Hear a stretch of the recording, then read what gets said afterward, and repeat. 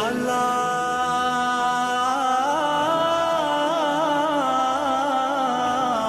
عجل وليك الفرج.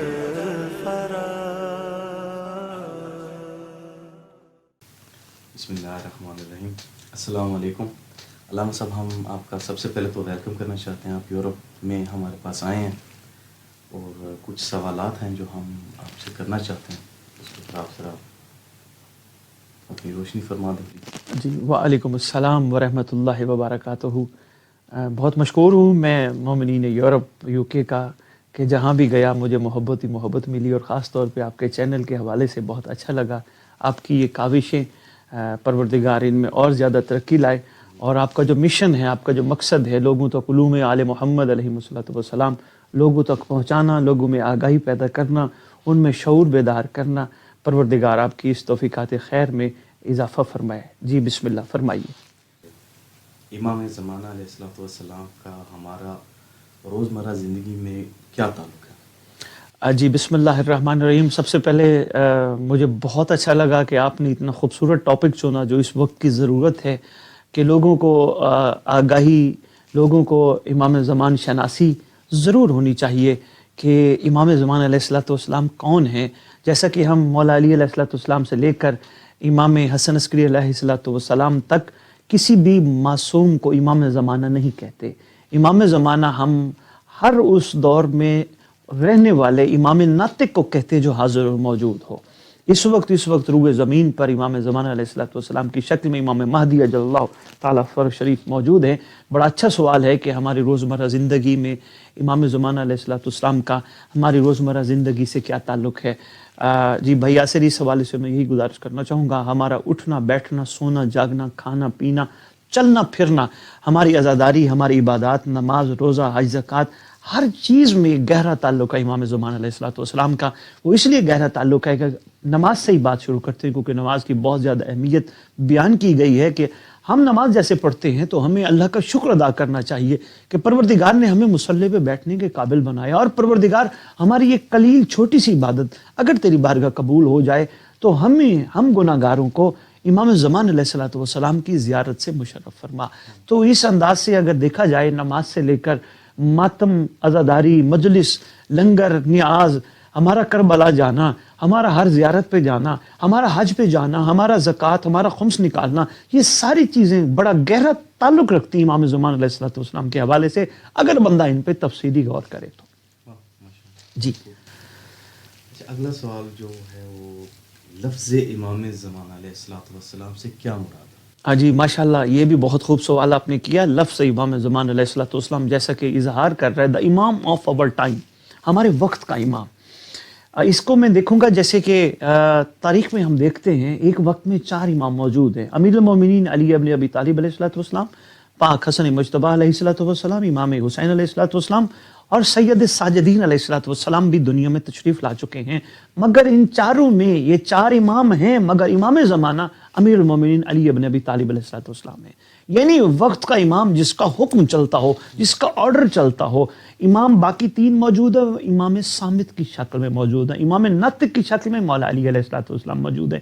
اسی طرح جب ہم کربلا میں دیکھتے ہیں 3 امام موجود ہیں، امام حسین علیہ السلام، امام سجاد علیہ السلام، اور امام محمد باقر علیہ السلام. 3 امام موجود ہیں. مگر روز عاشور شہادت سے پہلے امام مظلوم علیہ السلام امام زمان علیہ السلام تھے، امام ناطق تھے، اور باقی 2 امام امام صامت تھے.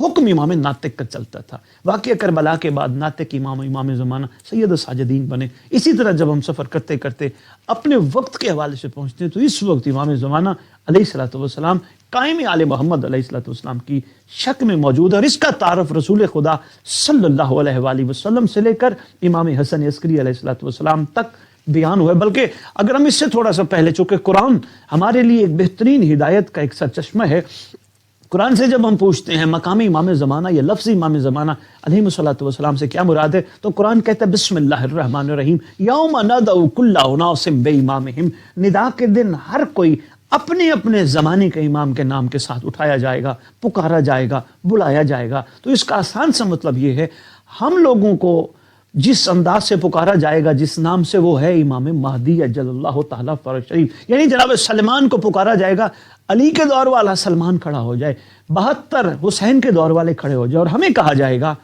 محشر کے دن قرآن کی روح سے قائم آل محمد کے دور والے کھڑے ہو جائے۔ اور اسی طرح جب لفظ امام زمانہ علیہ الصلوۃ والسلام کی مزید تشریح ہم پاک رسول خدا صلی اللہ علیہ وآلہ وسلم کے اس فرمان سے دیکھتے ہیں جس میں سرکار نے فرمایا مم مات ولم یعرف امام زمانے ہی ماتم میتۃ الجاہلیہ، مر گیا وہ شخص جاہلیت کی موت جو وقت کے امام کی معرفت کے بغیر مر گیا۔ تو لفظ امام زمانہ علیہ السلام یعنی زمانے کا امام۔ بہت شکریہ، بہت شکریہ۔ اگلے سوال کی طرف چلتے ہیں۔ جی ضرور، بسم اللہ۔ اگلا ہمارا یہ سوال ہے کہ امام زمانہ علیہ السلام کے بارے میں ائمہ معصومین کا کیا ارشاد ہے؟ ہاں جی، ماشاءاللہ بہت زبردست سوال، اور وہ جو پہلے میں نے تھوڑا سا ٹچ دی ہے اس سے بھی ملتا جلتا سوال ہے کہ ائمہ کا کیا فرامین موجود ہیں۔ تو امیر المومنین علی ابن ابی طالب علیہ السلام سے شروع کرتے ہیں، تھوڑا تھوڑا میں آپ کی خدمت میں اس ضمن میں عرض کروں گا تاکہ تھوڑے وقت میں آپ سے زیادہ دیر گفتگو ہو جائے۔ تو جب ہم امیر المومنین علی بادشاہ علیہ السلام کی زندگانی میں غور کرتے ہیں تو سرکار کی بہت ساری باتوں میں جو سب سے ایک اہم بات موجود ہے وہ یہ ہے، سرکار ایک دفعہ مسجد کوفہ تشریف فرما اور ممبر کوفہ کی طرف امیر المومنین علی بادشاہ نے اشارہ فرمایا، فرماتے ہیں میرے ماں اور باپ قربان ہوں میرے فرزند پر، میرے لخت جگر پر، جو اس ممبر کوفہ پر بیٹھے گا اور روئے زمین کو ایک خطبہ دے گا۔ تو وہاں مولا کا ایک صحابی یہ عرض کرتا ہے یا علی آپ کے ماں اور باپ قربان وہ کون ہستی ہیں؟ تو سرکار نے فرمایا بسم اللہ الرحمن الرحیم، اس میرے فرزند کا نام ہے مہدی۔ تو اس خوبصورت انداز میں سرکار نے امام مہدی علیہ السلام کا اس انداز میں تعارف فرمایا، اور اسی ضمن میں کافی زیادہ امیر المومنین علی بادشاہ علیہ السلام کے فرامین موجود ہیں۔ اور امام حسن مجتبیٰ علیہ السلام کی زندگانی میں جب میں ایک چھوٹا سا واقعہ، کتاب کا نام ہے روز جمعہ دعائے ندبہ کے ساتھ، بڑی اہم کتاب ہے، مومنین کو کتب بینی کرتے ہوئے یہ کتاب ضرور پڑھنی چاہیے۔ اس میں امام حسن مجتبیٰ علیہ السلام ایک شخص سے کہتے ہیں توبہ ہے اس کے لیے جو میرے مہدی کے ظہور کو دیکھے۔ تو شخص عرض کرتا ہے امام حسن مجتبیٰ علیہ السلام سے، مولا آپ کو دیکھنا توبہ نہیں، فرمایا او شخص میرا اور تیرا مل کے مہدی کو دیکھنا توبہ ہے، اور پروردگار ہمیں وہ موقع عطا کرے کہ جب ہم سب قائم آل محمد کے ظہور کے دور کو دیکھیں۔ امام حسن مجتبیٰ علیہ السلام کے الفاظ ہیں۔ اسی طرح جب ہم کربلا کے سردار کے بارے میں آتے ہیں تو امام حسین علیہ السلام نے خصوصاً شب عاشور اپنے چاہنے والوں کے سامنے دست امامت دراز کر کے ان کو وہ دور ظہور مہدی دکھایا جب امام زمانہ علیہ السلام یعنی ہمارے وقت کے امام ان ظالمین کو بالوں سے پکڑ کر گھسیٹ رہے تھے۔ تو پوچھا شہدائے کربلا نے آقا یہ کون ہیں گھسیٹنے والے اور جن کو گھسیٹا جا رہا ہے؟ تو سرکار نے فرمایا یہ جو گھسیٹتا ہے یہ ہمارے منتقم ہیں، ہمارے خون کے وارث ہیں، انتقام لینے والے ہیں، اور جو گھسیٹے جا رہے ہیں وہ ہمارے قاتل ہیں۔ تو یہاں بھی اظہار ہوا۔ اسی طرح ہر معصوم کی زندگانی میں بہت خوبصورت انداز سے قائم آل محمد کا اظہار ہوا، بلکہ اس کو اور آسان انداز میں عرض کرنا چاہوں گا اس چینل کی وساطت سے، اگر مخلوق تک یہ پیغام میسج ڈیلیور ہو جائے۔ ہمیشہ صاحبان عقل ماضی کو دیکھ کے مستقبل کی راہ متعین کرتے ہیں۔ مثلا امیر پہلی تو بات یہ میں اظہار کرنا چاہوں گا، علی بادشاہ نے فرمایا میرا قائم آئے گا، امام حسن مجتبیٰ بادشاہ نے فرمایا میرا قائم آئے گا، امام حسین علیہ السلام نے فرمایا ہمارا قائم آئے گا، یعنی فیوچر کی بات ہو رہی ہے، گا گے گی آئے گا۔ اسی طرح جس معصوم کو دیکھے انہوں نے فرمایا آئے گا، اس کا مطلب 11 ائمہ تشریف لائے مگر مہدی آئے گا، اور اس گاہ کے پیچھے بہت کچھ چھپا ہے، اور سرکار کا سارا ظہور گاہ کے پیچھے چھپا ہے۔ اور اس حقیقت پہ جب ہم غور کرتے ہیں تو اس ضمن میں جو بات ہمارے لیے وہ سب سے اہم ہے وہ یہ ہے کہ صاحبان عقل، صاحبان شعور ہمیشہ ماضی سے درس لیتے ہیں اور اپنی مستقبل کی راہیں بناتے ہیں۔ تو اسی طرح ہر معصوم نے آنے والے شہزادے کا بڑے خوبصورت انداز میں تعارف فرمایا، اور اس دور میں کیا ہوگا اس دور کو دور رجت کہتے ہیں۔ جی بسم اللہ، بہت شکریہ آپ کا۔ ظہور امام کب ہوگا اور اس میں کون کون رکاوٹ ہے؟ بڑی سوال کیا جی، ماشاءاللہ کیا آپ کا عرفان کا معیار ہے، سلام ہے جی۔ ظہور امام زمانہ علیہ السلام کے وقت کو متعین کرنا حرام ہے، غلط ہے، منع فرمایا گیا۔ اچانک، ہاں اس ضمن میں یہ فرمایا گیا آنے والا اچانک آئے گا، اس طرح انتظار کرو جس طرح موت کا کرتے ہو، جس طرح موت اچانک آ کے دبوچتی ہے، ہمارا فرزند ہمارا لخت جگر بھی آپ کو اچانک آ کے آپ کے مطلب اس ضمن میں آگے گزارش کرتا ہوں، یعنی آپ کی زندگی میں اچانک آئیں گے۔ اب جس نے اچانک آنا ہو، آج تو ہم مومنین موت کی تیاری نہیں کرتے، مولا کی تیاری کیسے کریں گے؟ حالانکہ یہ کہا گیا اگر تم سچے ہو فتمنوا الموت ان کنتم صادقین، اگر تم سچے ہو تو موت کی تمنا کرو. یہاں تمنا کوئی نہیں کرتا تو تیاری کیا کرے گا؟ تو اسی ضمن میں کرنی چاہیے، مومن کی نشانیوں میں سے ہے. تو اسی ضمن میں کب ہوگا تیاری؟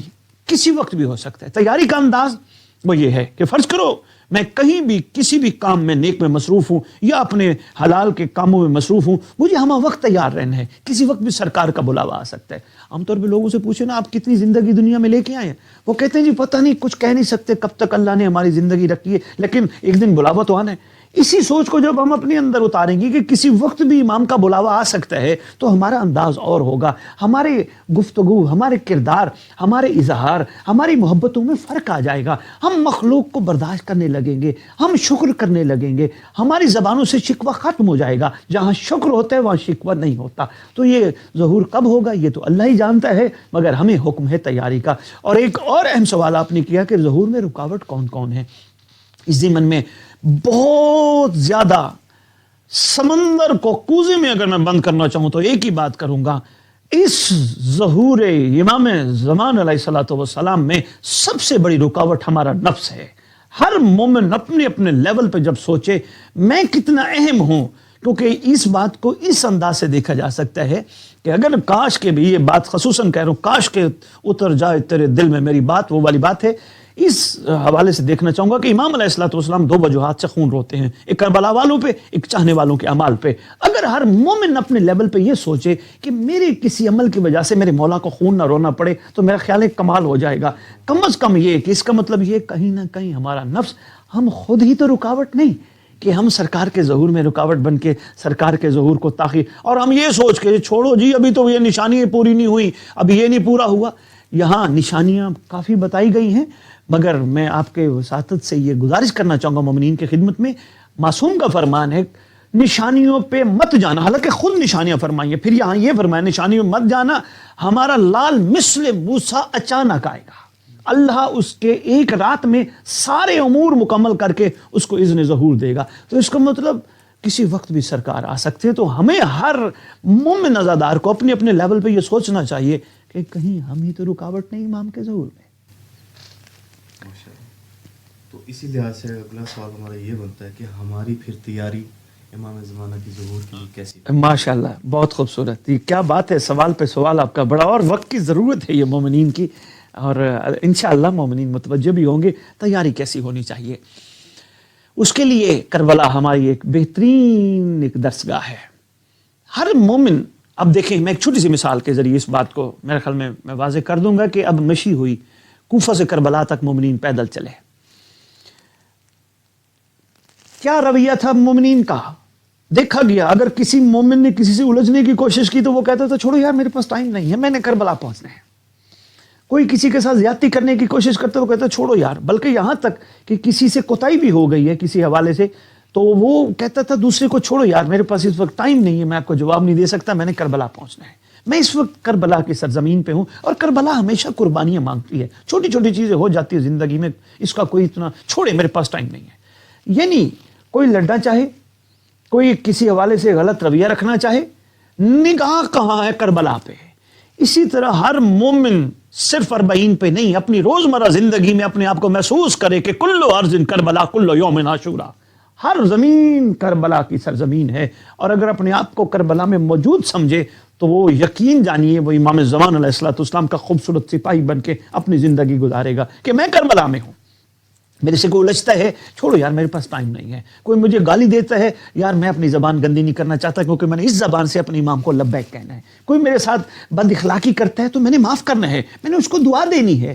اس سے غلطی ہوگی، اگر ایک بندہ غلطی کر رہا ہے تو دوسرا بھی غلطی کرے تو یہ معیار مومن نہیں ہے. مومن تو معاف کرتا ہے، مومن تو دعا دیتا ہے. اسی ضمن میں جب ہم دیکھتے ہیں ہماری تیاری کیسی ہونی چاہیے، ہمیں ہمہ وقت پاک رہنا ہے. ہماری آنکھوں سے لے کر ہمارے شکم، ہمارے ہاتھ، ہماری زبان، ہر چیز پاک ہونی چاہیے کیونکہ ناپاک بندہ امام کے قابل نہیں ہوتا. اور کربلا بندے کو پاک بناتی ہے. نماز بندے کو پاک جیسے نماز کے بارے میں واضح ایک ارشاد موجود ہے، ان الصلاۃ تنہی عن الفحشاء والمنکر، نماز برائی اور بے حیائی سے بچاتی ہے. اس کا مطلب اگر بچاتی ہے تو بچنا چاہیے. اگر نماز پڑھ کے ہم نہیں بچتے تو اس کا مطلب ہے ہم نماز خالی ادائیگی کر رہے ہیں، ہم مقصدیت نماز سے آشنا نہیں ہیں۔ تو ہماری تیاری پاکیزگی کے ساتھ، شرافت کے ساتھ، صبر کے ساتھ، شکر کے ساتھ، حیا کے ساتھ، محبت کے ساتھ، امن کے ساتھ، بھائی چارے کے ساتھ، مخلوق کو معاف کرنے کے ساتھ ساتھ چلنی چاہیے۔ اب جب کربلا کا ذکر آ ہی گیا ہے تو نعرہ ہے ہمارا درسگاہ کربلا کربلا، اس درسگاہ کربلا سے کیا مراد؟ جی ماشاءاللہ، بے شک ہمارا روئے زمین پر کہیں بھی چلے جائیں، ہمارے نعروں میں یہ دو نعرے بڑے مشہور ہیں۔ ہے ہماری درسگاہ، مومنین بولتے ہیں کربلا کربلا، ایک اور نعرہ ہے حق کا سیدھا راستہ، کربلا کربلا۔ راستے پہ تو میں خیر بعد میں بات کرتا ہوں، پہلے درسگاہ آپ نے جو سوال کیا۔ ایک بات میرے محترم یہ ہوتی ہے، درسگاہ مین انسٹیٹیوشن، درسگاہ سے ہمیشہ درس لیا جاتا ہے، اور درسگاہ سے اگر بندہ درس نہ لے، اس درسگاہ کو ذاتی مفاد کے لیے استعمال کرے تو وہ درسگاہ نہیں رہتی ہے۔ ایک میں بڑی گہری بات کر گیا، اگر پہنچ گئے تو میں بسم اللہ کرتا ہوں۔ درسگاہ کو ذاتی مفاد کے لیے استعمال کرنا درسگاہ نہیں کہلاتی، درسگاہ سے درس لینا درسگاہ کا یہ کمال ہوتا ہے۔ کربلا ہمارے لیے ہم نے نہیں کہا، ہمارے بڑوں نے، بڑوں سے بڑوں کب سے کہا جا رہا ہے درسگاہ درسگاہ درسگاہ۔ معذرت کے ساتھ مومنین روئے زمین پر رہنے والے مجھ سمیت ہم سب نے کربلا سے فائدے ضرور لیے ہیں، درس نہیں لیا۔ مثلا ایک مجلس ہوتی ہے، ایک بندہ ٹینٹ لے کے آتا ہے، ایک بندہ شامیانہ لے کے آتا ہے، ایک بندہ کرات لے کے آتا ہے، ایک بندہ دری لے کے آتا ہے، ایک بندہ لنگر پکا کے آتا ہے، ایک بندہ پڑھنے والے کو ہائر کر لیتا ہے، یعنی ٹینٹ والے نے کرایہ لے لیا، دری والے نے کرایہ لے لیا، لنگر پکانے والے نے ثواب لے لیا، پڑھنے والے نے پیسے لے لیے۔ کربلا کو کیا فائدہ ہوا؟ کچھ بھی نہیں، ہر کوئی اپنے اپنا حصے کے لے گیا۔ بھائی درس ہے کربلا، اصل تو فائدہ کربلا کو ہونا چاہیے تھا۔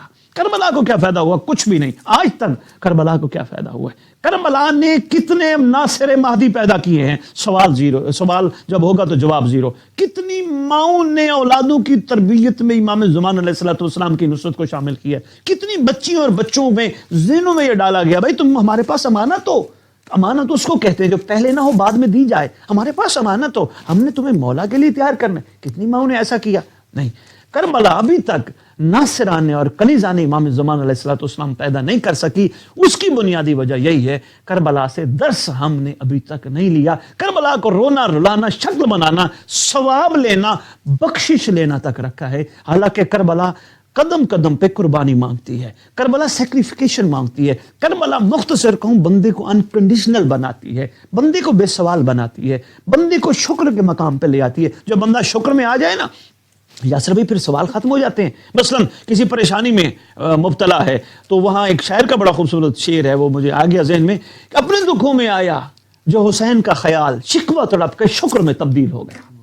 تو یہ چیزیں ہیں، اگر ہم ان پہ غور کریں گے تو شاید ہم آگے بڑھ سکیں، ورنہ ہماری زندگی چل رہی ہے، چلتی رہے گی اور ہم حقیقت تک نہ پہنچ پائیں گے۔ کوشش کرنی چاہیے، درس کربلا سے درس لینا چاہیے۔ آپ کے یہ سوالات اپنے اندر سمندر رکھتے ہیں، ان پہ بہت زیادہ گفتگو ہو سکتی ہے، لیکن ہم ٹائم کے حوالے سے مختصر سے جوابات آپ کی خدمت میں پیش کر رہے ہیں۔ جی بسم اللہ فرمائیے۔ بہت خوبصورت، بہت خوبصورت۔ علامہ صاحب، کربلائے مظاہرہ مودت میں کیا حقیقت چھپی ہے؟ ہاں واہ واہ۔ کربلا میں، اچھا یہاں پہلے تھوڑی سی ایک اور عرض کرتا جاؤں، دو چیزیں بڑی اہم ہیں، ایک ہے محبت، ایک ہے مودت۔ محبت اور ہوتی ہے، مودت اور ہوتی ہے۔ محبت میں ہوتا ہے لے اور دے، مودت میں ہوتا ہے دے اور دے۔ نہیں عرض کر پایا۔ محبت جس طرح ہم روٹین کے کام کہہ دیتے ہیں، ابھی ہمیں کسی سے پیار ہے، محبت ہے، ہم وہاں سے کسی نہ کسی صلے کی امید رکھتے ہیں، یہ محبت۔ مودت جس طرح مچھلی پانی کے بغیر نہیں رہ سکتی، وہ اپنا آپ دے ہی رہی ہے، یہ ہے مودت۔ کربلا میں عاشقین کا مظاہرہ محبت نہیں تھا، مودت تھا۔ اسی کو تو درس کربلا کہتے ہیں۔ کسی ایک عاشق نے بھی، یہ ذہن نشین رکھیے گا، یہ بہت اہم جملہ ہے، کسی ایک عاشق نے بھی حسین سے یہ نہیں کہا مولا میں نے جان قربان کر رہا ہوں، مجھے صلہ چاہیے، مولا مجھے معاف کر دیجیے گا، مولا میری نسلوں کو معاف کر دیجیے گا، مولا میرے لیے بخشش کا کوئی احسان فرمائیے گا، مولا میرے لیے کوئی برکت ہو جائے، میری نسلوں میں برکت ہو جائے۔ سوری ٹو سے کسی ایک عاشق نے بھی امام مظلوم سے نہیں کہا مولا مجھے کوئی ریٹرن چاہیے، بلکہ یہاں تک کہتے رہے ہماری یہ ایک جان، ہمیں اگر 70 جانیں بھی ملیں تو ہم آپ کی جوتی پہ قربان کر دیں۔ کربلا یہ تک، اور اسی کو کہتے ہیں مودت۔ اس مودت کے پیچھے یہی حقیقت چھپی ہے، یعنی عشق کے کمال، اور عشق کمال کو اس وقت پہنچتا ہے جب عشق بے سوال ہو جائے۔ جی بسم اللہ. ماشاء اللہ. اچھا یہ بتائیے 72 شہداء کا کردار ہم سے کیا تقاضا ہے؟ ہاں بہت اہم سوال اور بہت ضروری سوال، اور مومنین دور حاضر اگر اس بات کو سمجھ جائیں تو میں کہتا ہوں کمال ہو جائے گی. 72 میں سے ایک ایک کا کردار ہم سے یہی تقاضا کر رہا ہے کہ دیکھو ہم نے جیسا اپنے امام وقت کے لیے کیا تم ہماری طرح اپنے امام وقت کے لیے کرنا. بہت ساری باتوں میں مختصر بات، جیسا ہم نے اپنی زندگی میں اپنا سب کچھ، جان مال عزت ناموس، اپنا سب کچھ امام وقت پہ قربان کر دیا، یہی نہیں آپ بھی ہماری طرح اپنا سب کچھ اپنے امام وقت پہ قربان کرنا. اور ہم نے دیکھ کے قربان کیا، تم غیبت میں قربان کرو گے، ہمارے سے تمہارا معیار اور ہوگا.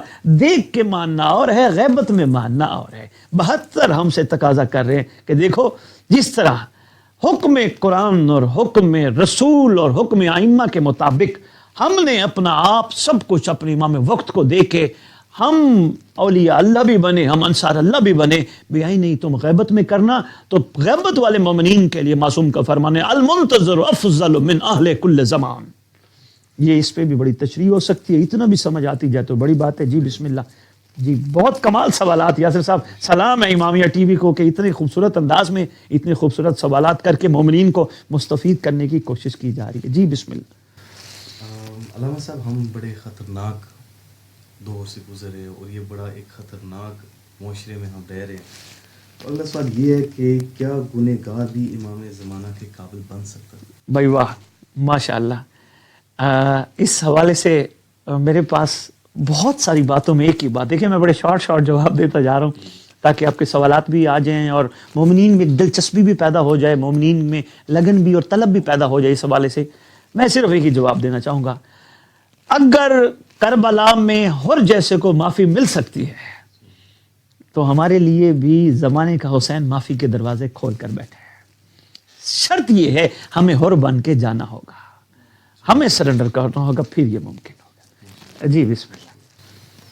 اچھا یہاں پہ اس معاشرے میں یورپ میں خاص کر کے ہم اپنی اولادوں کی تربیت کیسے کریں غیبت امام کی؟ ہاں بھائی بہت خوبصورت سوال ہے، بہت اہم سوال ہے. میں یقیناً دیکھ رہا ہوں پچھلے 2-2.5 سال سے یہاں مومنین کو دیکھ رہا ہوں اور یہاں کے معاشرے کو دیکھ رہا ہوں اور میں مومنین کی مجبوریاں دیکھ رہا ہوں. وہ چاہتے بہت کچھ ہیں اور چاہتے ہوئے کچھ کر نہیں سکتے کیونکہ یہاں کے قانون، یہاں کے سلسلے کچھ مختلف ہیں. اس ضمن میں یہی گزارش کروں گا، سب سے پہلے بالکل سٹارٹ سے آغاز کرنے لگا اور بڑے شارٹ انداز میں آج کو. سب سے پہلے ایک جوڑے کو، میاں بیوی کو اس نیت سے زندگی کا آغاز کرنا چاہیے، پروردگار ہمیں جو بھی اولاد عطا کرنا وہ ہم اپنے امام کو تیار کر کے پیش کریں.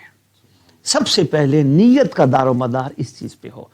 پروردگار ہمیں اگر بیٹا دیا تو ہم امام کی بارگاہ ناصر بنا کے پیش کریں گے، اگر بیٹی دی تو ہم کنیزہ امام بنا کے پیش کریں گے. دوسری بات، نیت کر لینی چاہیے کہ ہمارے بچوں کے ناموں میں مہدی کا اضافہ ضرور ہوگا. علی مہدی، تاجیل مہدی، منتظر مہدی، افتخار مہدی، موسیٰ مہدی، کاظم مہدی، فضا مہدی، بطول مہدی، نام میں مہدی ضرور ہو. کیوں؟ جس بچے کا نام مورفا فرماتے ہیں لفظ مہدی کے اضافے کے ساتھ اگر وہ نام رکھے جائیں تو ایسا ہو نہیں سکتا کہ پروردگار اس نیت کو قبول کرتے ہوئے ان کو اولاد نرینہ عطا کرنے کے ساتھ ساتھ اس نام کی برکت سے بچے میں بڑی تبدیلی آئے گی. یہ بہت ابتدائی چیز ہے. جب پروردگار اولاد دے، ماؤں کو چاہیے کہ سب سے پہلے دودھ پلائیں، بچوں کے چھوٹے چھوٹے ہاتھ بلند کر کے پڑھیں اللہم کل ولیک الحجۃ ابن اللہ، یعنی بچپن میں ہی ان کے ذہنوں میں یہ بات ڈالی جائے. اور تیسری بات جو اور زیادہ ہے، ماؤں کو چاہیے، ماؤں کا رول بہت زیادہ ہے، ماؤں کو چاہیے بچوں کو لوری کے طور پر ملاقات امام زمان علیہ الصلوۃ والسلام کے واقعات سنائیں کہ کس کس طرح مولا کس کس انداز میں کہاں کہاں لوگوں سے ملے. یہ بہت ضروری ہے. بچپن میں جو گھٹی دے دی جاتی ہے وہ بڑی کمال ہوتی ہے. جب تھوڑا سا شعور پکڑنے لگے بچوں کو کہنا چاہیے آپ ہمارے پاس امام کی امانت ہیں، ہم نے آپ کو امام کے لیے تیار کر کے پیش کرنا ہے. یاد رکھیے آپ گھر میں ہوتے ہیں، کوئی ایسا کام نہیں کرتے جس سے ہم ناراض ہو جائیں. آپ جب گھر سے باہر ہوتے ہیں، ہم گھر کے اندر دیکھ رہے ہوتے ہیں، آپ کا امام زمانہ آپ کو گھر کے اندر بھی اور گھر کے باہر بھی دیکھ رہا ہوتا ہے. کوئی ایسا کام نہ ہو. آپ ہماری ناراضگی سے تو ڈرتے ہیں, مولا کی ناراضگی سے ڈرنا. اگر امام ناراض ہو گئے تو پھر تمہارا مومن, موالی, حبدار, سید کہلوانے کا, ماتمی کہلوانے کا, نمازی کہلوانے کا کوئی فائدہ نہیں. کیونکہ وہ نماز نہیں جو بندے کو برائی سے اور بے حیائی سے نہ بچا سکے, اور وہ ماتم نہیں جو بندے کو غلاظت اور نجاست سے نہ بچا سکے. بہت خوبصورت. تو اسی لحاظ سے ہماری یعنی مومنین کی دور غیبت میں کیا ذمہ داری ہے؟ ہاں ماشاء اللہ, مومنین کی دور غیبت میں بہت ساری ذمہ داریاں ہیں. ہمارے اس پروگرام میں تفصیلی تو نہیں شاید آج کر پاؤں گا, مگر شارٹ سے ضرور عرض کروں گا. مومنین کو چاہیے کہ اپنی روزمرہ زندگی میں امام زمان علیہ الصلوۃ والسلام کو ایک لمحے کے لیے بھی نہ بھلائیں. ٹھیک ہو گیا. دوسری بات, اچھا یہ کیسے ہو سکتا ہے بھلائے نہ؟ یہ بڑی ناممکن سی بات ہے بھائی. کیسے دنیا کے اپنے کام کرتا ہے انسان, تو کیسے نہ بھولے؟ اس کا بہترین طریقہ یہ ہے امام کے احسانات کو اپنے سامنے رکھے. ہم چل پھر رہے ہیں, امام زمانہ کا احسان, ان کی برکت. ہمیں اولاد عطا ہوئی, امام زمانہ کا احسان, ان کی برکت. ہم شیطان سے بچے ہیں, امام زمانہ کا احسان, ان کی برکت. جیسا کہ اپنے پروگرام پہلے میں نے گزارش کی تھی, اللہ مان من فتنۃ الزمان من شر شیطان ومن جور زمان. یہ کہنے کا مطلب یہی ہوتا ہے ہماری معافی ہے, ہمیں بچائیے شیطان کے شر سے, زمانے کے جور سے, زمانے کے فتنوں سے. یہ مومنین امام کے احسانات کو سامنے رکھیں, اپنی زندگی میں ہمہ وقت امام کو یاد رکھیں. ایک بات. دوسری بات, صبح اٹھ کے مومنین امام کو سلام کریں. السلام علیکہ یا صاحب العصر والزمان. فرمان ہے کہ ایسا ہو ہی نہیں سکتا جن کی شریعت میں سلام کرنا سنت ہو اور وہ جواب عطا نہ فرمائیں. تو سلام لازم ہے. اپنے بچوں کو بھی سکھائیں, اپنے گھر والی خواتین کو بھی سکھائیں, مرد خود بھی اپنے وقت امام کو صبح اٹھ کے بستر سے سلام کریں. تیسری بات, امام زمان علیہ الصلوۃ والسلام کا صدقہ نکالیں.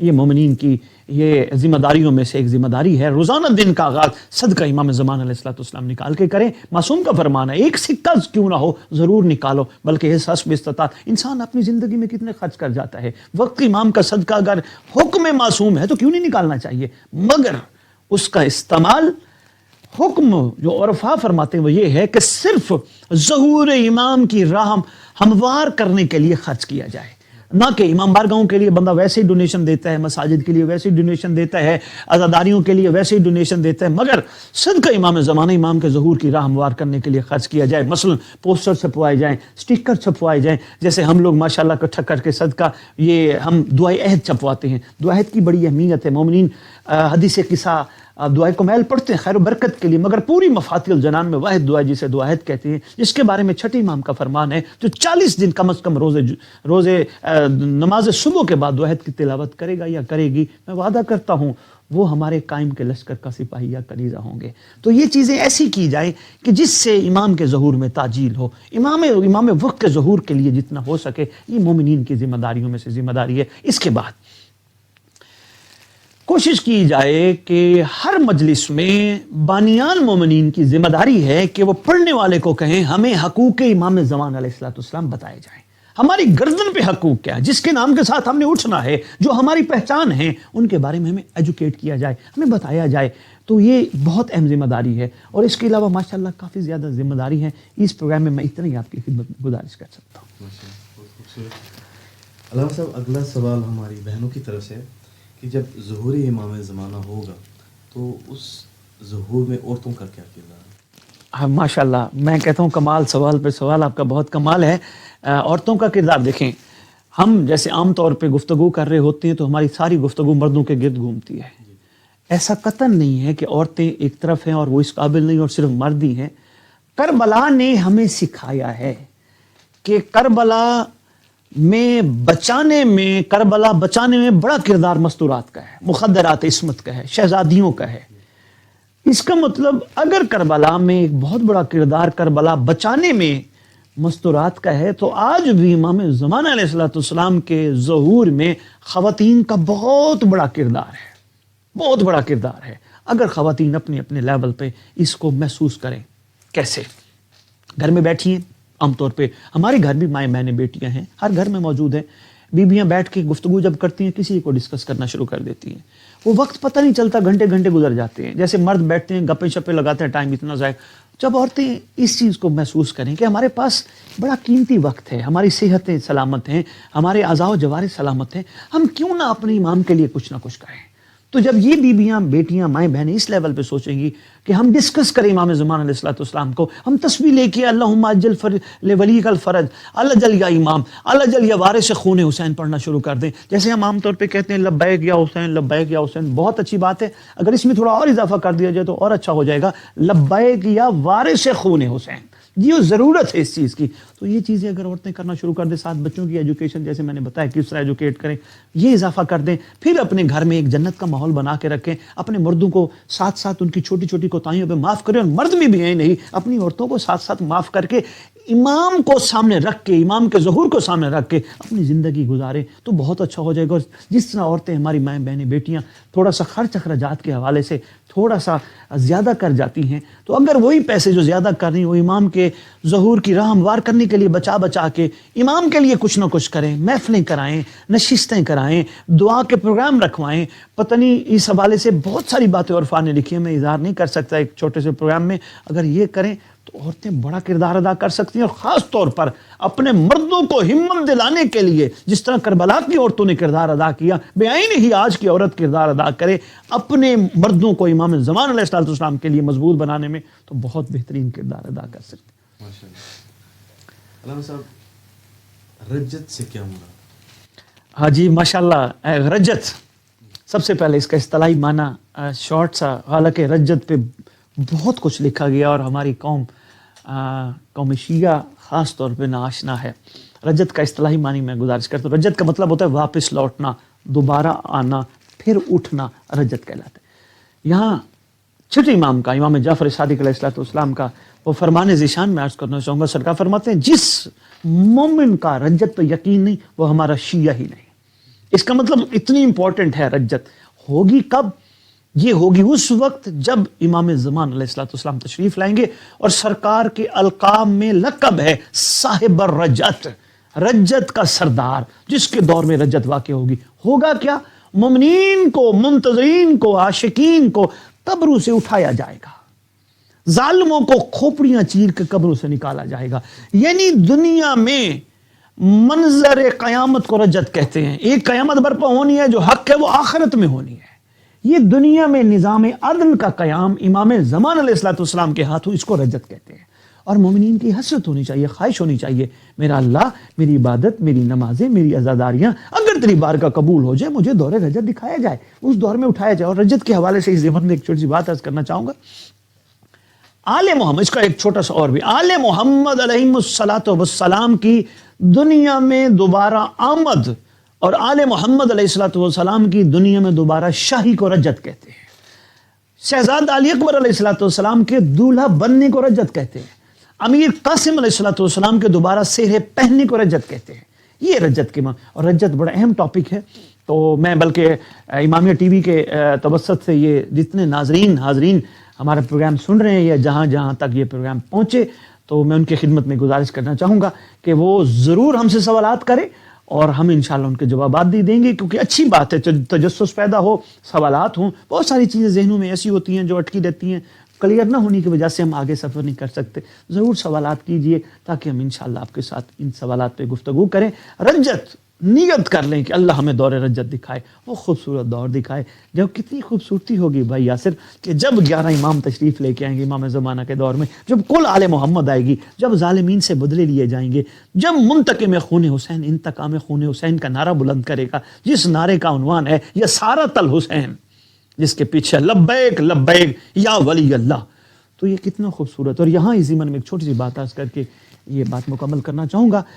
فرمایا گیا جو منتظر ہوگا، اگر اس کی زندگی میں اس کے چلتے پھرتے ہمارے آخری لخت جگر کا ظہور ہوا تو اس کا ایک قدم وہیں جہاں وہ ہوگا، دوسرا قدم کعبہ میں ہوگا۔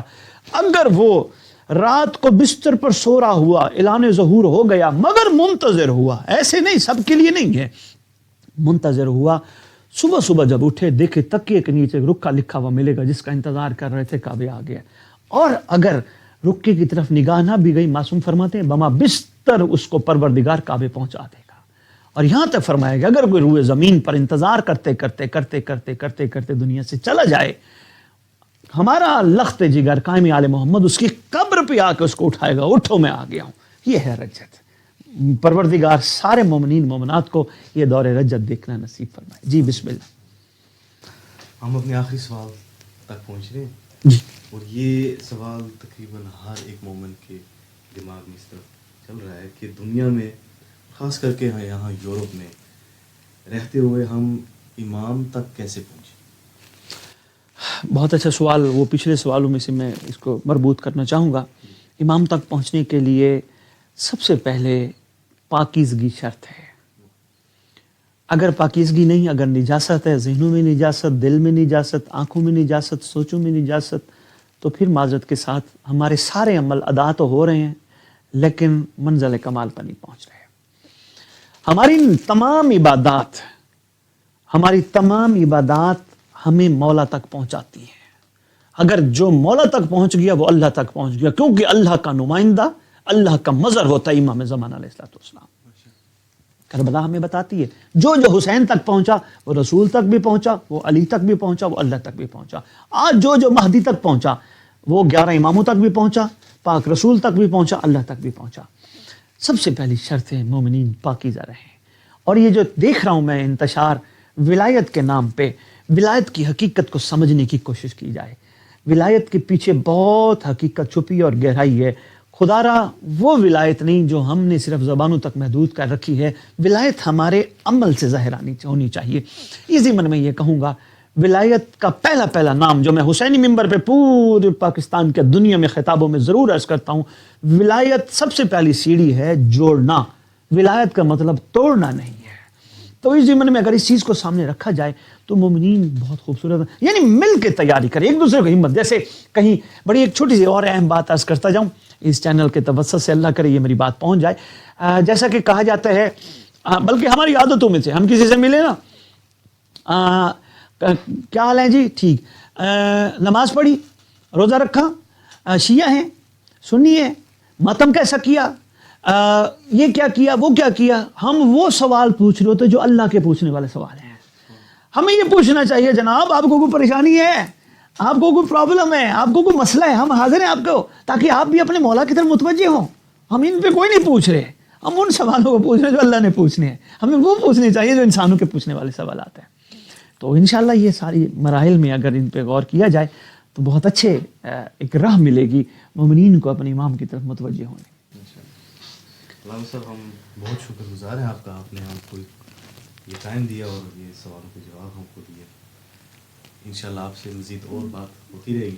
جی بہت شکریہ امامیہ ٹی وی کا، آپ دوستوں کا، خصوصاً ہمارے واجب الاحترام راجہ واجد صاحب کا، بھائی یاسر آپ کا، سید ذیشان شاہ صاحب کا، کہ آپ نے یہ جو اہتمام کیا، انتظام کیا اور انتظام کے سبب فراہم کیے. تو پروردگار ہماری چھوٹی سی کاوش کو نصرت امام سمجھ کے قبول فرمائے اور ہمیں اپنے امام کی طرف متوجہ ہونے کا بھرپور موقع دیا جائے. ہمارے وہ گناہ صغیر و کبیرہ معاف کر دیے جائیں جو وقت کے امام تک پہنچنے میں رکاوٹ ہیں، اور پروردگار ہم سب کے حامی و ناصر ہوں. اللهم